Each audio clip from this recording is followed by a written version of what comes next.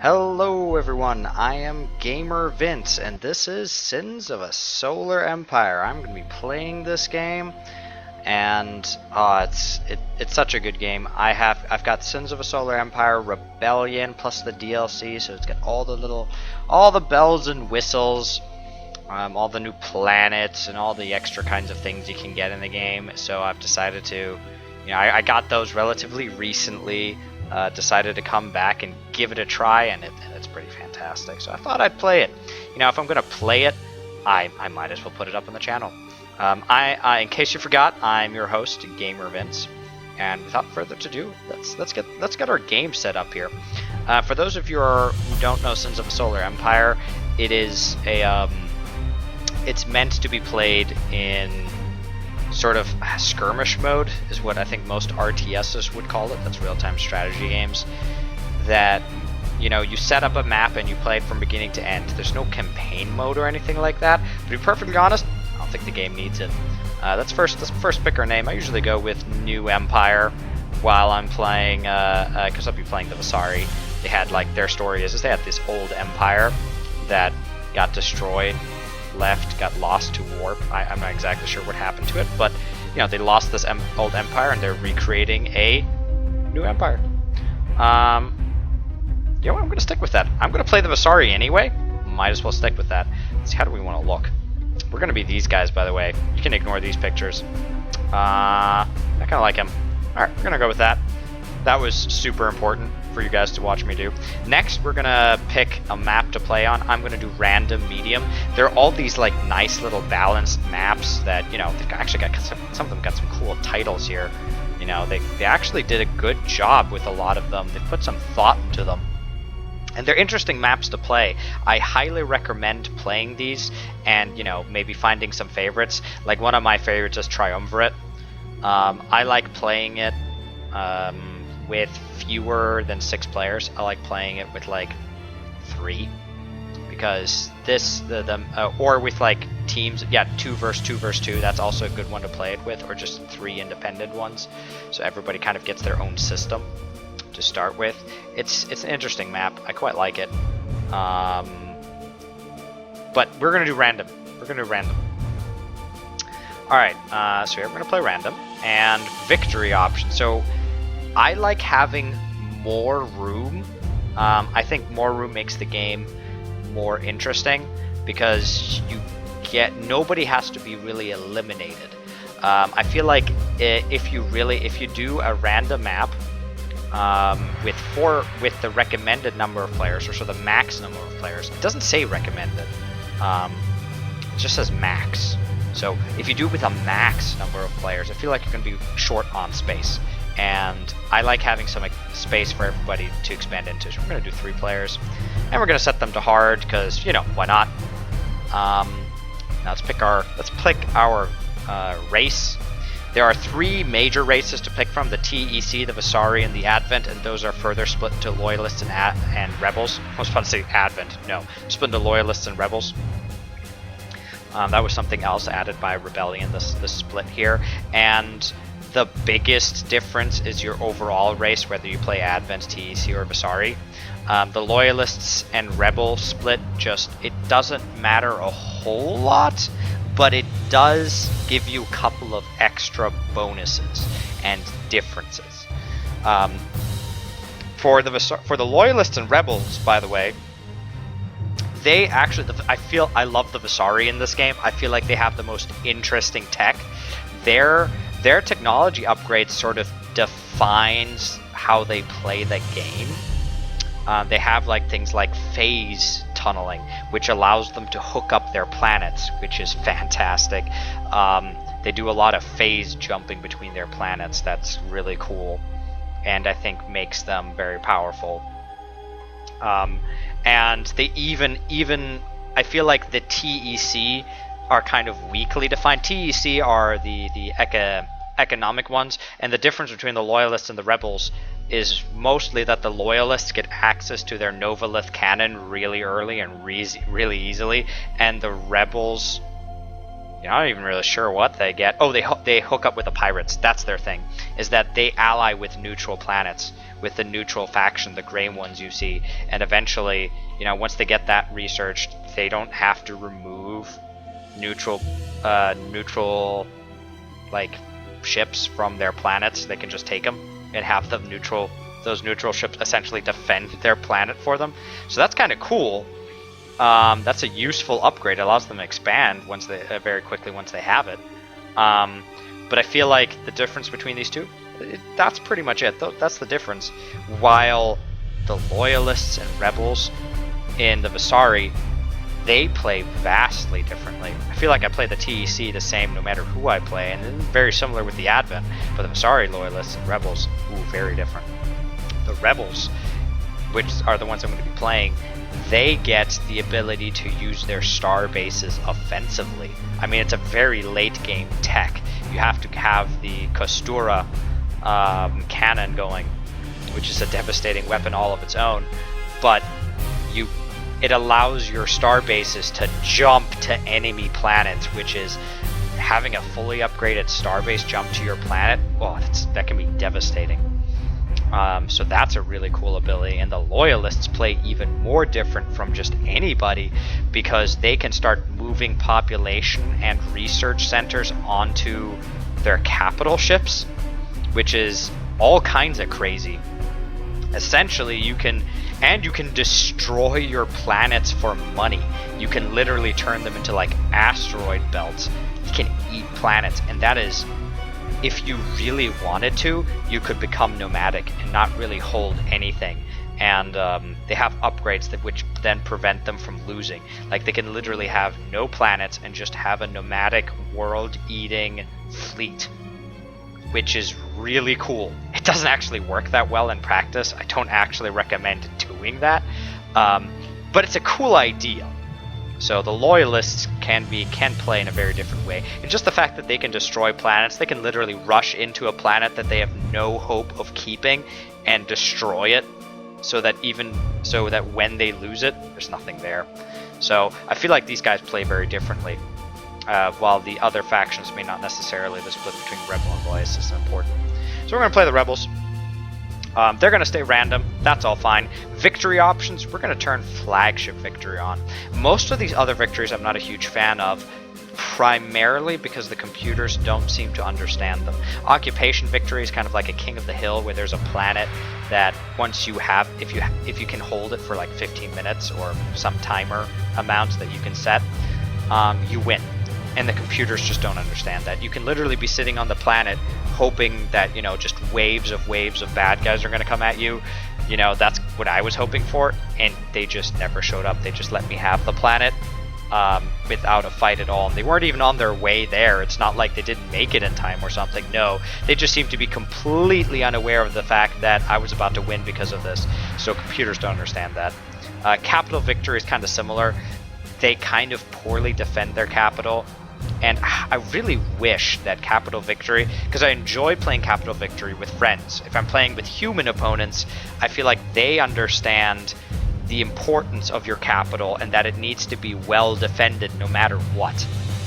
While the computer doesn't seem to understand that. They kind of leave their capital very undefended, and quite often I'll be like, alright, let's go, I'm going to invade your capital and it's going to be an epic showdown, and again, they're like, have my capital, I don't care. And it's, no, you're about to lose! But they just don't understand that. Research Victory, I haven't played with a whole lot. I kind of feel like it's a cop-out. I want a giant intergalactic slapdown to be how I win my games.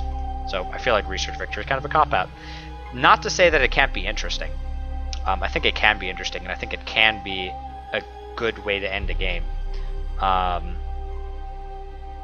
I haven't really played a whole lot with it, but could be interesting. And Diplomatic Victory and Allied Victory, I kind of keep off for the same reason, that I think it should be every person for themselves, and it shouldn't be a diplomacy-based victory, because you can kind of game the computers very, very easily. It's not actually diplomacy. If I play with human players, this thing can actually be very interesting, and you can have some epic backstabs in this game. You really want to play this game if you play it with friends. You know, have them be in the same room as you so you can look smug at them as you roll over their capital with your fleet that you just betrayed them with. A lot of fun. All right, but so again, victory options. We're going to do Flagship Victory, and there's two reasons why I want Flagship Victory. One, the computer seems to understand Flagship Victory. It's going to keep its flagship safe. It's going to make sure that it does not get attacked and that it's not in any danger. So computer does a good job of keeping its flagship alive, so it keeps the challenge in it. And two, it's a great tool to expand early on. I like to use my flagship offensively. Flagships tend to be very tanky. Even though you lose the game if you lose your flagship, they are tanky enough that they can take care of themselves. So, great tool to expand early on. Okay, so that's our setup. And I think, game options, just to see what I'm doing here. It's all going to be normal. That's fine. Normally I play on faster, like fast everything. Which I think, is there super fast? Yeah, there's even faster now, which I don't think I've ever played on. But I'm going to do normal, just for everything, just so kind of, play the game of what it's meant to be played. I'm going to have pirates inactive because I feel like gaming pirates against computers is a little bit too easy. Basically, computer players sort of outbid each other. Like, they're going to try to invest as little as possible in the pirates, and you can kind of see when the pirates are about to launch. I've honed my intuition a little bit, so I can kind of bid on pirates right before they launch. And that's just I don't want to do that to the computers. I feel like it's too cheap of a way to keep the computers down. And then large fleet size. I think that's just, I like having large sort of intergalactic slapdowns. As I've mentioned before, I want it to be a big fight. So I like having large fleets. I feel like that's the point of the game, having really, really big fleets clash with each other. So we're going to get to see that with large fleet. Actually, is there a one above that? No, there's not.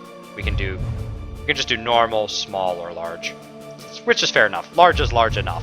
I was just curious. Alright, so yeah, that's what we're going to be doing. That's our setup. Hard computers. Let's go.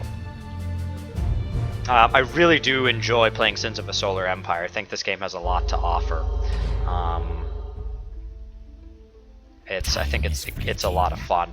Alright, so first things first, getting some scouts going, and I'm going to scuttle one of these. You noticed that I had quick start on, and I do like playing with quick start because the setup of the game is pretty much identical for everyone, so there's no point in really doing it. You got to get a frigate factory up and going, and you got to get a capital ship factory going as soon as possible. The one downside to it is that for some reason they always give you two. They tend to always give you two frigate factories, which I don't need. Like, I don't need to build frigates that fast. So I always scuttle one first. And the scuttle button, by the way, is down here. That's toggle scuttle, and it always gives you a countdown just to make sure, just to give you a chance to, undo your scuttle. Which I think is good. It's good to keep it sort of away from where you might click on it accidentally. Oh, you're back already. Oh, it's because this is a dead end. Okay, let's see what we got here. I'm going to orient myself like this. I kind of like having the sun on my left side. I don't know why. That would be in the west. That would be a setting sun. Maybe that's a bad thing. I don't know. But I just liked having this kind of setup. And I'm going to be keeping it to, keep it pretty consistent there. Alright, so we've already found an asteroid, which is good. I enjoy finding asteroids and dwarf planets early on so that I can conquer them relatively easily. They're usually poorly defended, so my fleet's going to be able to take that out no problem. Like, we've already got a fleet here pretty much capable of taking that out. And notice that I am going to be using my, oops, I don't want my navigator to go there. I want my navigator to keep exploring, but the rest of you go here. You will notice that I'm going to use my flagship offensively. which is something I think the computer does not do. So that is one thing that's a little bit cheap about doing Flagship Victory, is that I use my flagship to expand rapidly, and the computer won't. That's just something I don't think they do. So it does give you a little bit of an edge. But to make up for it, hard computers cheat. They get more resources. So I think that's the case anyway. I'm pretty sure they just get straight up, or maybe their stuff is cheaper or what have you, but they do cheat. So, you know, I feel like the fact that I use my flagship in a way that they don't, it's not that big of a difference. Especially late game. It's not going to make any. I'm not going to use my flagship differently. My flagship's going to go hide in the late game. It's just early game that is different. So I think that's fine. All right. So what I'm going to be going for here is, you noticed that the first things I built is these Imperial Labs. That's because I want to get my economy up and going as quickly as possible. That is my early game goal, is to have the best economy, bar none. Just, you know, get that going as quickly as possible. That is my goal. Who are we facing, incidentally? All right, so this is us, the new Empire. We've got. All right, so we've got an Advent player and another Vasari, and I'm going to assume that they're loyalists because they kind of hate me. If they were rebels, I think they would like me a little bit more. I think that number would be, you know, above negative. And the Zorn Precept, wow, they don't actually dislike me as much as I thought they would. I kind of thought the loyalists would like me more than the Advent, but apparently not. All right, let's see what's going on here. Scouts have discovered a colonizable All right, we're discovering some more asteroids, so that's fine. And we've got an oceanic planet. Yep, oceanic planet. Incidentally, so I was recording a Sins of a Solar Empire game before this one, and I'd recorded for a full hour before I noticed that something was off in the recording. Essentially, there was just a giant black border and everything was squished, and it just didn't look right. And I was like, what is up with that? That is because I made a tiny mistake, and that is that my computer screen is 1366 by 726, I think that's right. And what my video setting was set to was 1360 to 768, excuse me, not 720, whatever I just said. Yeah, it was set to 768. It was set to 1360 instead of 1366. It was literally off by 6 pixels, but it messed up everything. So I, you know, spent an hour recording for nothing. It made me very sad. I need orders. But that's okay. It's really fine, because I do enjoy playing this game. You know, I can't really call this work. Planet lockdown complete. Alright, we're going to research that. Always research civilian infrastructure first. This planet is losing me money until we research civilian infrastructure. And, of course, get the extractors going. Ooh, there's 2 crystal extractors on this planet. So that's nice. Alright, next we're going to go conquer Kron. Kron, good dwarf planet name. I feel like the dwarf Kron. And this is Illyria. Also not a bad name. Quite like that. We've got Calliope. I don't know how to pronounce that. I apologize. Butchering names of planets here. Our capital is Resia and Palatia. Not sure. In English, I feel like they could go either way. Phase jump initiated. I don't usually rename my planets. I really should.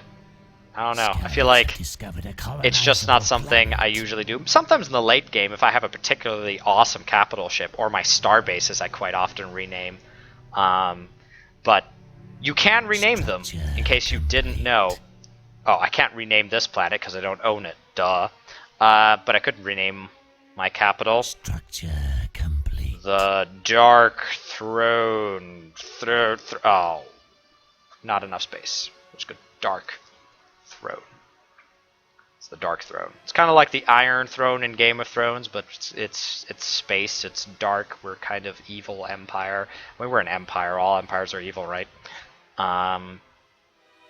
So you know, this makes me feel a little bit like Warhammer 40k.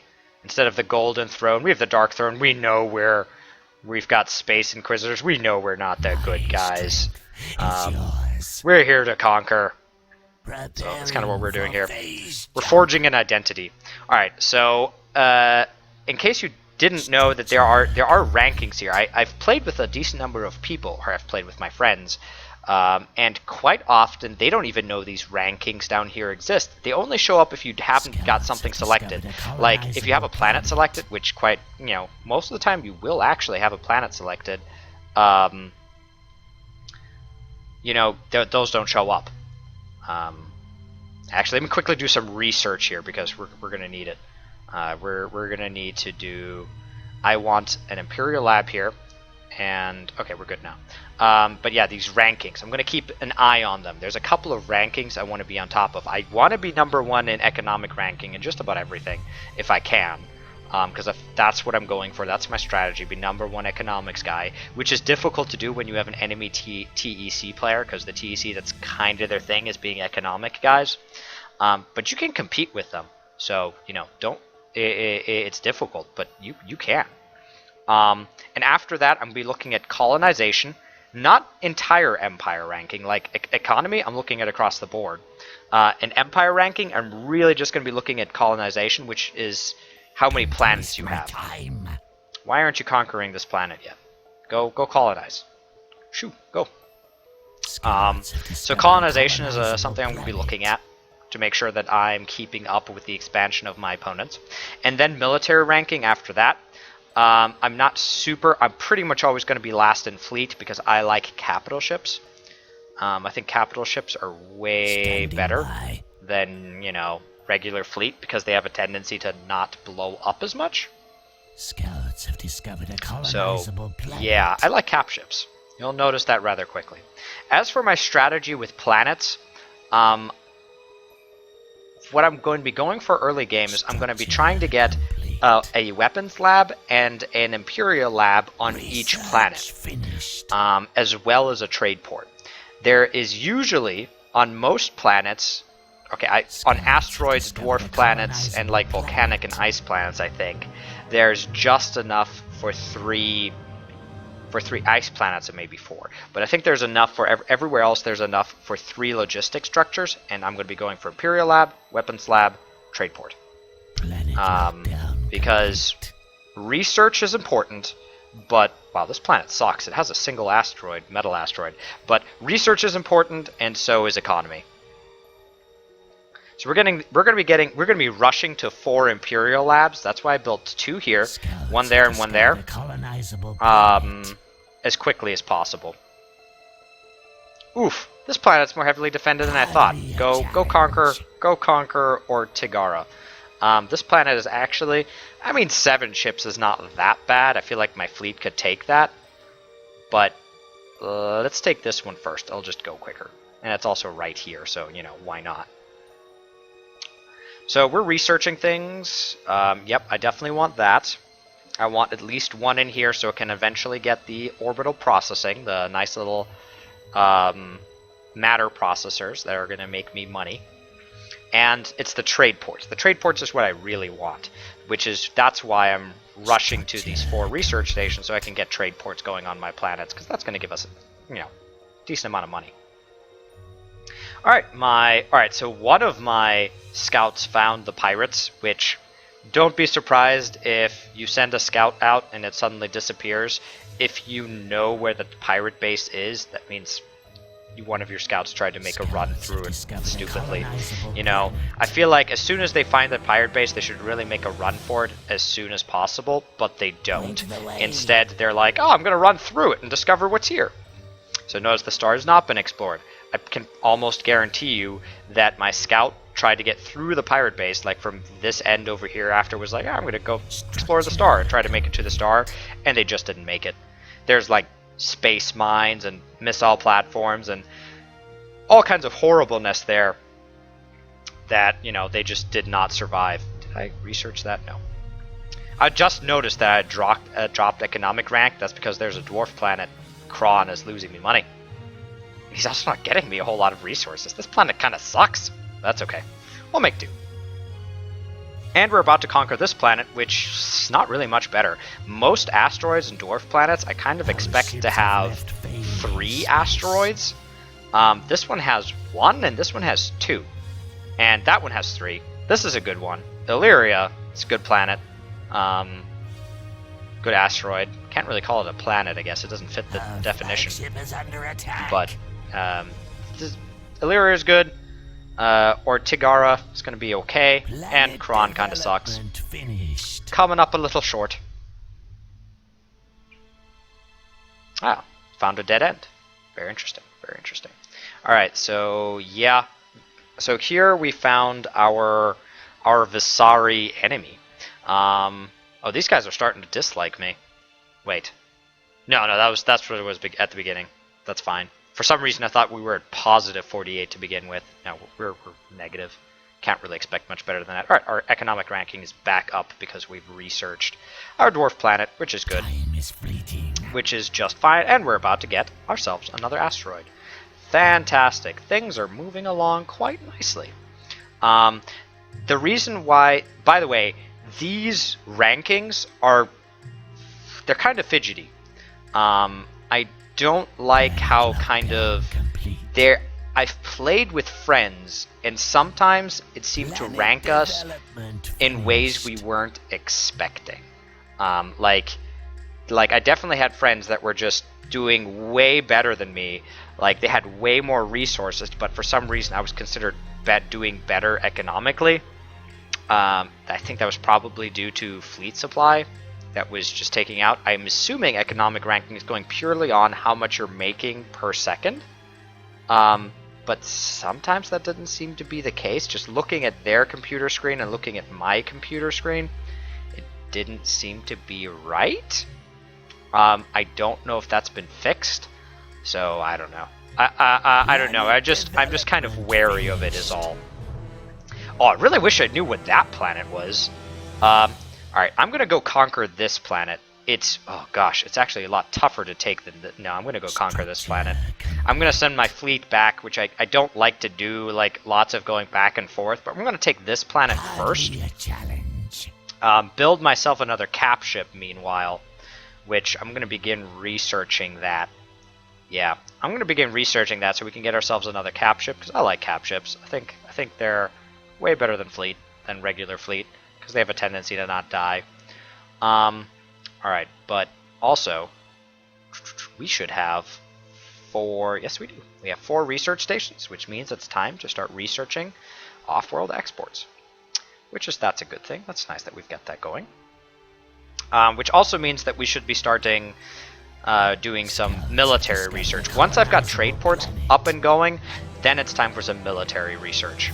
I really rush the trade ports to get my economy going, because I feel like, you know, every point you invest early on in the economy is just going to pay dividends as you go along, and that's just sort of my strategy. I kind of go for the long con. I try to, you know, build up my economy so that I can just, you know, have lots of money, which I'm okay with. I just gotta notice that this is a choke point. Choke points are important, though. That said, as much of a choke point as it is, there's a wormhole here. Now, in most medium maps I've played, I don't want to say all, but I'm pretty sure in the vast majority, there's only 2 wormholes. So, I'm pretty sure these 2 wormholes are connected. So, there is a path sort of around this. But for this guy, if he wants to get to me, he's going to need to go through this planet right here. Well, actually, no, he isn't. I'm full of lies. This is probably connected here, and then he's just going to go around this way. But I feel like the computer isn't that great at navigating. So they're more likely than not going to go through here, because it's just the shortest route. Which, that's okay. That's okay. That is a good thing. Alright, I kind of want some of my skirmishers to die so that I can have 50 fleet supply to build myself a cap ship. That's okay. We've got other things to spend money on right now, primarily being logistic slots. We're going to just build logistic slots, logistic slots, logistic slots. And that is because I want more research stations and trade ports. Like I said, I'm going to get a weapons lab, an imperial lab, and a trade port per one of these planets. So that we've got, yeah. Lots of trade, lots of research. I feel like that's what's important at the beginning. Alright, I want to research this. Let's see, what can we sell? I've got too much metal. Why is it always that I'm short in crystal, but have too much metal? I feel like maybe that's just part of being a Vasari player. Yeah, I'm gonna buy that. I bought some crystal, not necessarily because I needed it right now. I could really have waited. But I feel like we're gonna be short on crystal the entire game. We might as well buy them now. Why not? Oh, wow. I was wrong. This planet is not connected to the sun. This is really, really a choke point. Yeah, go explore that. I really want to know what that is. But yeah, this is much bigger of a choke point than I thought. Because on one end, we have the pirate base. The only other way in here is through the wormhole, which is all the way over here. So yeah, these guys are going to be coming through here. I need to snag this planet as soon as possible and defend it. If I can build up defenses here, just strong defenses, they're not going to... I don't think they're really going to surprise me anywhere else. So that's good. They can have all of this stuff. I just want this stuff. I'll have, you know, greenhouse planet here, whatever this is. I hope this is a nice planet. Oceanic, Terran planet, desert planet would be good too. Something nice. Watch it be like, you know, a gas giant or something like that. Something I can't colonize. Please be something I can colonize. That'd be nice. On this side of the galaxy, it's a little bit more... This side of the solar system, excuse me. It's not a galaxy, I think. You know, I'm not really sure this... I'm not really sure it matters. I don't think this is terribly accurate representation of what a galaxy, what a universe would look like. I'm not sure if we could have this setup of planets and asteroids and things. But in any case, in this side of the solar system, it gets a little bit more complicated because we do have a choke point here, a very nice choke point, but it's not very far forward. Maybe I'll want to go for this dwarf planet as well. It's because it's still actually part of the choke point. It's still part of the same choke point because they're not really going to go through the pirate base. The pirate base is too heavily defended. There's mines and all kinds of nasty things there. So they're not going to go through here. So yeah. Here we'll see what we do with that. Do not colonize that planet just yet. By the way, pro tip: don't have your colonizer. You know, you want to keep tabs on your colonizer and make sure that they destroy the Krosov siege frigates first, because if those things are still around, they're going to just bombard and destroy your planet before you, you know, even have a chance. It's just going to waste your time. So, you know, don't do it. All right, we've got money. Time to start building some trade ports. Just all across the board here. That was the main purpose of doing this. Again, too much metal. Too much metal. Coincidentally, I'm a fan of heavy metal. I do enjoy listening to heavy metal, so too much metal, to me, doesn't actually sound like a bad thing. Alright, let's see what else we can research here. I'd like to get more logistic slots on my capital, because it has this sort of central position in my empire. It's connected to a lot of planets. So it's going to be crucial to my trade route early on. Trade route being, of course, the longest line of planets you can draw with trade ports. So I think that's going to be like that. It's going to be like a check mark. And that's going to give us extra money. And the other thing I really want to build on it is a matter processor, a refinery, so that we can get more from the surrounding planets as well. Alright, now you notice that my planets are flashing here, but these are just scouts, which I'm not really worried about at all. They never attack. They're just looking at my planets, which they're so difficult to capture and catch. They're very difficult to destroy because they're fast. So I usually don't bother. It's not worth the effort. Just look at my planets. What do I care? It's a computer.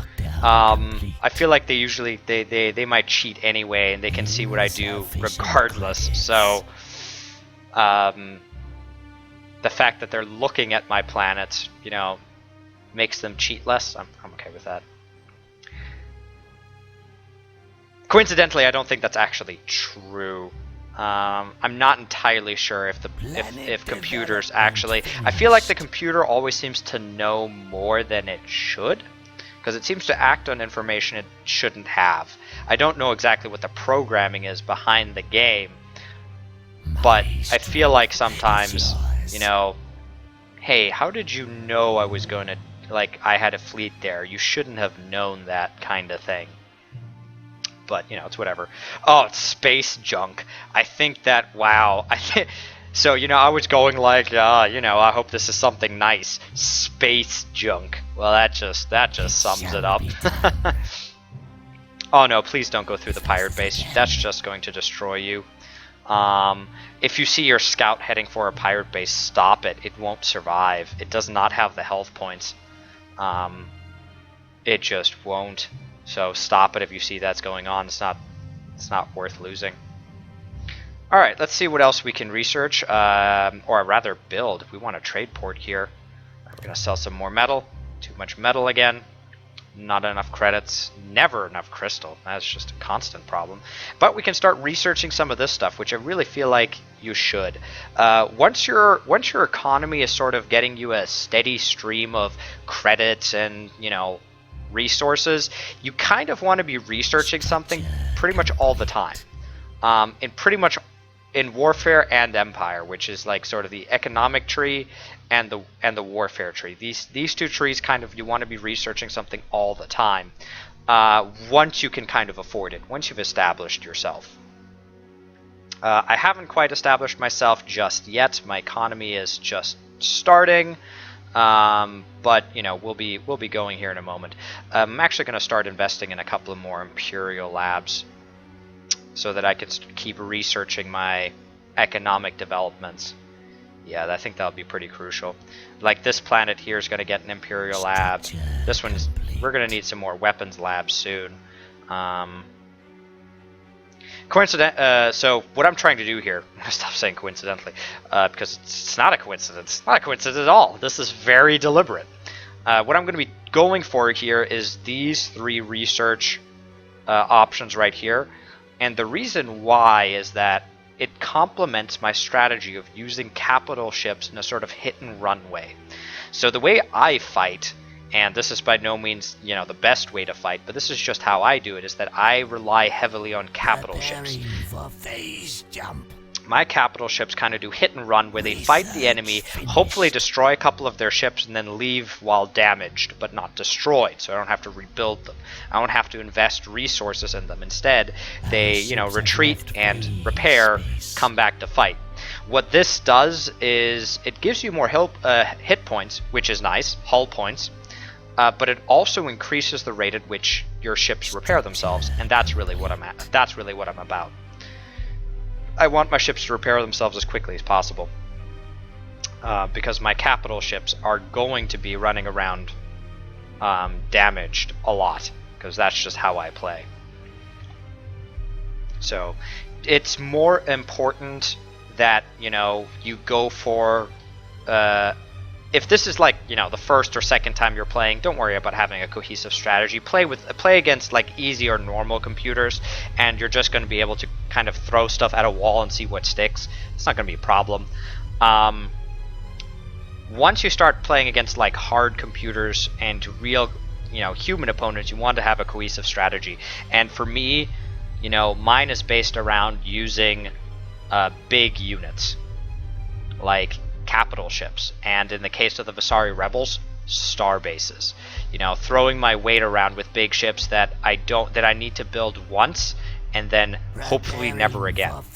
That is sort of where I'm going. Economy early on so I can afford it, and then go for these kinds of like big ships that I will never have to build again, because they're never going to die. I'm just going to be able to make them run away if they get low on health. Now, of course, that's not entirely true.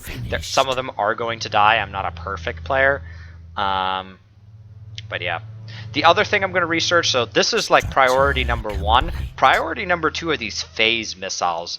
You want to watch out for what is actually improved by your upgrades. Notice that this one upgrades the core tool Devastator, which is going to be my main attack ship. I'm going to be building lots of those, so the fact that the phase missiles upgrades them is good. Notice that this one, for instance, does not, like this upgrade right here, the rapid pulse cycling, does not improve my core tool Devastator. That's not one of the capital ships being improved, so that's why I'm not going to worry about that yet. All right. Ooh, wait, white? What? Oh, that's because we're selecting it. I was like, oh my god, is there a white player here? What's going on? No, it's just because we're selecting it. Sometimes I'm silly. Alright, let's see what we got here. We're going to research some logistics capacity here, and yeah, you're going to build that Imperial Lab, because we need that, and we're going to sell some metal. Yeah, we're going to do all this. One thing I do enjoy a lot about Sins of a Solar Empire is that it is a very leisurely pace. You get to... It feels almost like... So I enjoy board games, and this, to me, feels almost like a turn-based game. Because you can notice that I'm just taking a long time to just, I zoom out, I do something here, I do something there. You can micromanage. There's always something that you could be doing. But to be perfectly honest, you don't need to. You can be pretty effective and keep a leisurely pace all at the same time. Now, I'm by no means a great player at this game. I play this game a lot with friends, and I've kind of learned how to take them on, but they have their own peculiar quirks and things. Oh, my scout ship just jumped in there. Get out, get out, get out. You're not going to make it. The scout ship's... Oh, gosh, you're all the way there. No, jump this way. Secrets shall be revealed. Oh, boy. Nope, it's gone. Bye, scout ship. Look at just the size of this fleet right here. The pirate base is just going to stick around for a long time. And those bombers are probably going to destroy it. Oh, are you going to make it? Come on, jump, little guy. Oh, it made it. I'm amazed. I really am. The fact that it made it makes me very happy, because that's one ship. I made it barely, but it made it. I honestly didn't think it would make that, but that's okay. It's good news. And you're just going to sit there for a second and heal. You're no good to me dead. Alright, so we're gonna build another weapons lab over here. We're just gonna get all this research going.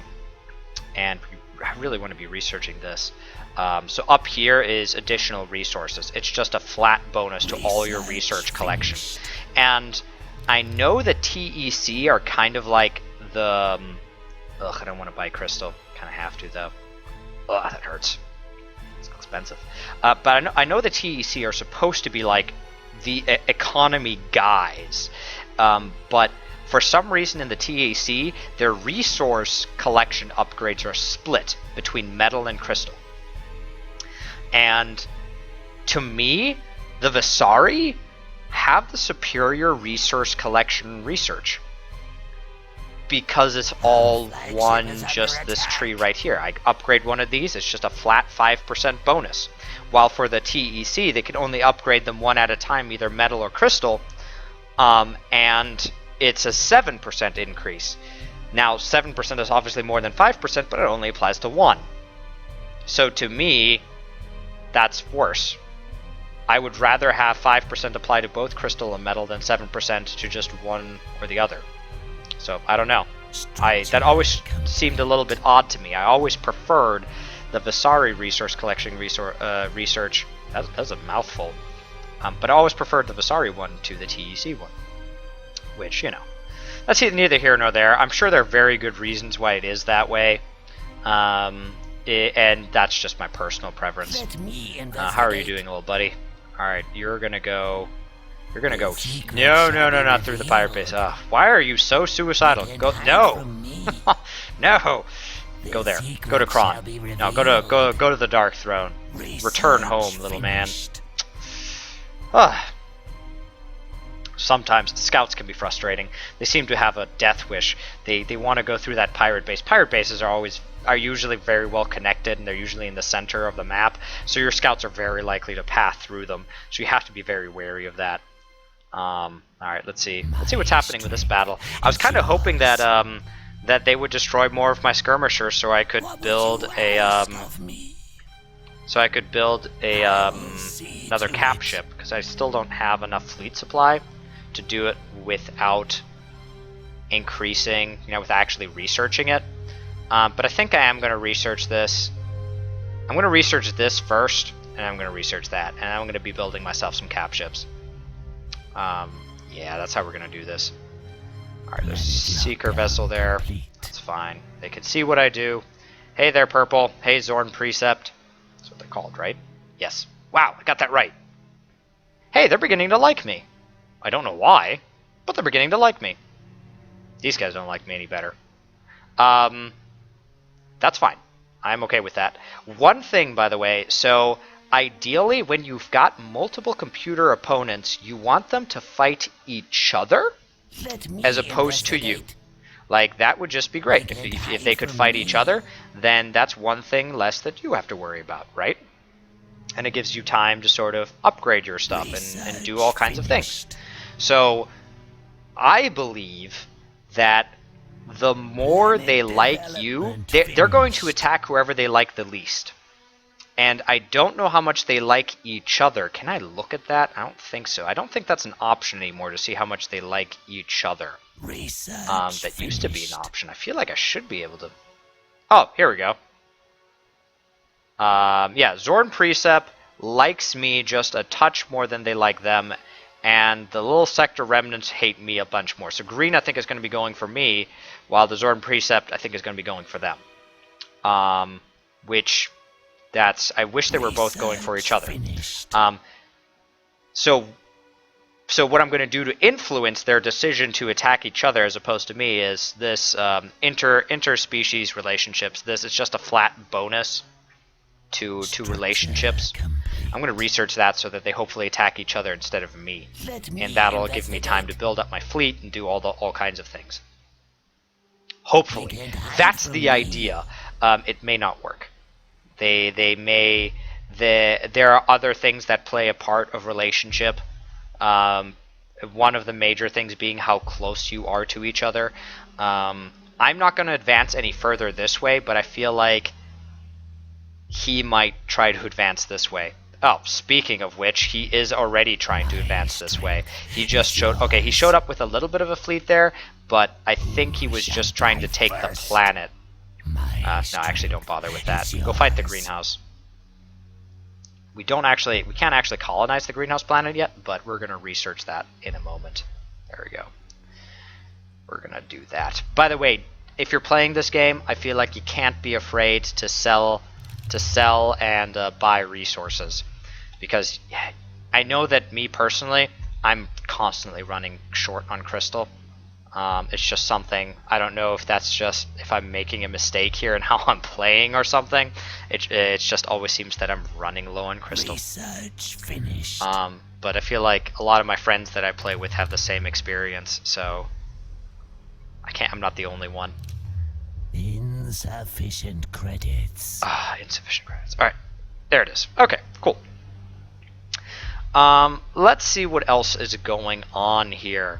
I'm used to playing this on a faster speed. So you'll have to forgive me if I'm like looking around for things to go, to micromanage, and there isn't anything. There's always something to micromanage. It's just not the things I'm waiting to happen haven't happened yet. That's the way to sort of look at this, is that since I'm used to playing this on a faster speed. Our ships have left phase. Alright, we're going to get another weapons lab, and then I think we're pretty good on labs for a minute here. I think the next thing we really want is this orbital processing, so we can begin doing that. Wow, we just have a lot of metal. Oh, pro tip, by the way, if you hit shift, you can sell them in stacks of 5 instead of doing one at a time. So I'm going to sell 500 metal right here for in one click, that's kind of nice. When you want to like buy and sell lots at once, that's how to do it. And we'll have enough crystal momentarily, and there we go. There we go. Alright, so they've started fighting at this greenhouse just in time for me to get the research done. Just get rid of the siege frigate. And we're going to start building some cap ships. That's what we're going to be doing right now. Because we're pretty much done expanding over here. Once we take this greenhouse planet, we're just going to go up here. And this oceanic planet is a little bit tough. And also, you will notice that because of my strategy, I will usually not rank terribly well in military ranking, because I like to keep my fleet lean to keep my economy up. Because, of course, having a higher fleet supply means it's going to start cutting into your economics.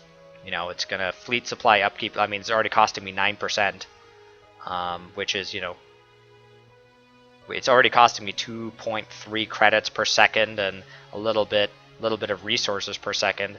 And the higher you go, the more it's going to cost. So, you know, I'd like to avoid that. That said, though, of course, it's you need a fleet, and my fleet is going to be primarily capital ships. They're expensive, but they're worth it. So that's what I'm going to be going for. So my military ranking is generally going to be kind of low because of my low fleet, but I'll be hopefully making up for it with capital ships. Looks like colonization. We're currently all. I think it's an all over tie. If there isn't a rank, I feel everybody's just level. Everybody's the same. And hopefully that means I should be number 1 now, right? Unless they all conquered a planet at the same time. Okay, see, this is why I'm suspect of the rankings, because I feel like they don't work how they should work.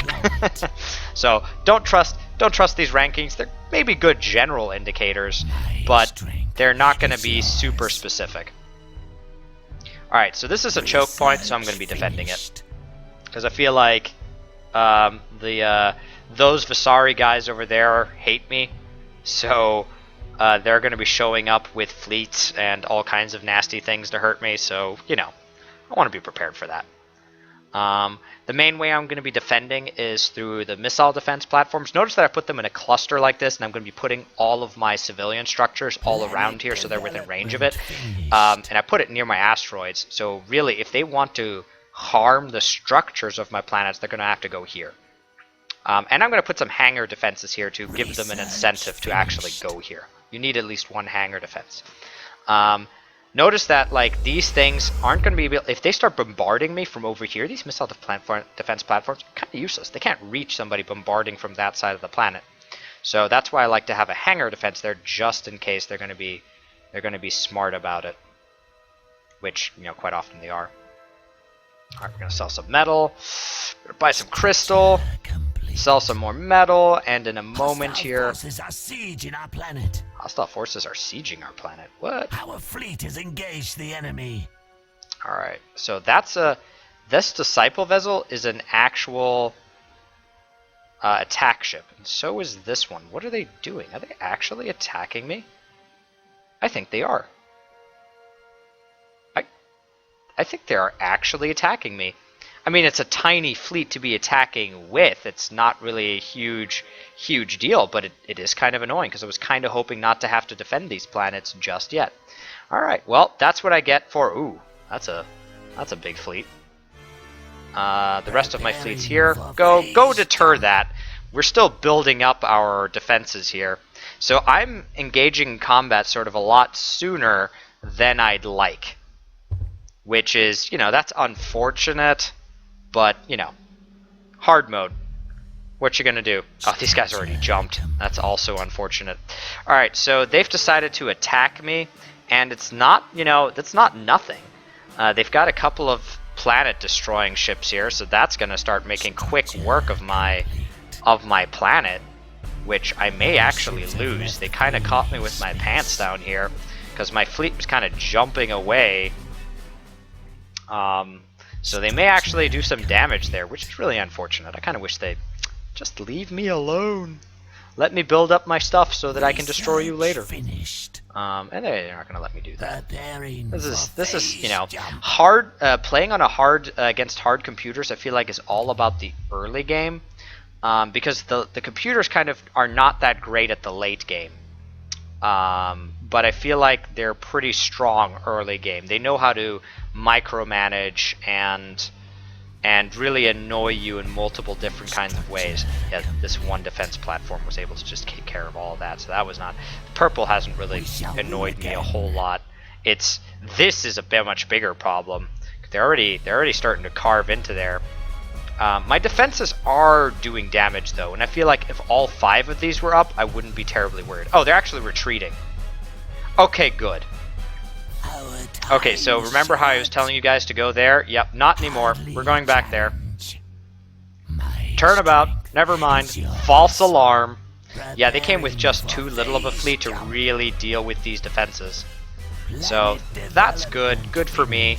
And we're gonna get a hangar defense there, so they can't just ignore it. So yeah, they'll be back though. They'll be back with a much bigger fleet, which is worrying. I need orders. You know, I'm actually gonna have my Ravaster skirmishers be stationed here, to just be a deterrent. I'm really glad that I identified this choke point, because this will make fighting, like, if we can just hold this front, we'll be in good shape. But we are gonna still utilize this planet. We're still gonna, we're still gonna get our money's worth for this planet. We're gonna build it up economically. I've kind of fallen behind in okay, I just jumped back up. I'm actually #1 in everything, which is kind of worrying, because I'm not sure I believe that. But in any case, I feel like I've been falling a little bit behind in my economy from where I want to be. I want to be further ahead from the amount of money I'm investing in it, and the amount that I'm neglecting sort of my fleet and everything. I want to get my economy be a lot stronger. Alright, so we're going to have our ships rendezvous here, and we're going to go for this oceanic planet, which we do need to research that. Oceanic planets are pretty high up on the scale here, but that's okay. We'll make do. Also, we should be researching some more warfare. I feel shields are a good investment. Shield regeneration I want, pretty much for the same reason that I want hull regeneration. I feel like in this game, shields regenerate slower than I'd expect them to. I feel like if you're out of battle for like a minute or two, your shield should be back to full, but that does take longer than that. Shields regenerate a lot slower than you might expect them to, so I think shield regeneration is worth investing in for the same reason that hull integrity is worth investing in. Yeah. Alright, so we're going to do that. I think that's worth having. Alright, we're gonna need this in a moment here. We've got the metal, and we're short on that again. So we're gonna buy, no, we're not gonna buy any more of that. We're gonna just wait. We're just gonna wait on that. I feel like I want to research that like right now, but your command. It's not really an option right now. Complete. What else are we doing? What else am I planning to do? Now, one thing that I do need to be prepared for is culture. Now, if you start building culture, the enemy computers will respond with culture. And I feel like culture is lose-lose scenario for everybody, simply because you're using up logistics slots to build these what do you call them? Media hubs for these culture stations. You're using up logistic slots that could be used economically, and for the most part, culture is just there to combat enemy culture. So I feel like there's not a whole lot of a benefit to it, but it does cost you something, so I don't know. I understand why culture is part of the game, and it does add something to the game. It makes defending easier, because if you can if you can get culture up on your planets, they're just not going to be able to take them. I am going to be splitting these videos into parts, and I'm getting close here to calling this apart. I think I'm just going to have my ships once these big ships make it here, I'm going to call it apart. And then next time we'll pick up with the conquering of this oceanic planet, and probably more fighting here. In fact, they're already showing up with something here. There's a sentinel going on here. You guys stay here. I don't want you engaging outside of that. So these guys, by the way, this means you can set engagement range, which is going to determine where they're going to stay and how far they're going to go to fight with an enemy. And I don't actually want them going anywhere. I want them to fight here by all these defense platforms and stuff. And we are now second in everything. That's worrying. That worries me. So we're just gonna, alright, so, okay. There's a lot that I need to do right now. And we're gonna pick up with that, next game. I'm gonna overwrite this save. This is the save that I'm not using because I was not recording properly. But I'm recording properly right now, I really hope. So yeah, next time we're going to be picking up with conquering an oceanic planet. And don't worry, I'm going to give like a little bit of an intro just to make sure that, you know, if you're joining us a little bit later, that you know where I'm at and what's going on. So yeah, I've been Vince, and this is Sins of a Solar Empire. And I hope to see you guys next time.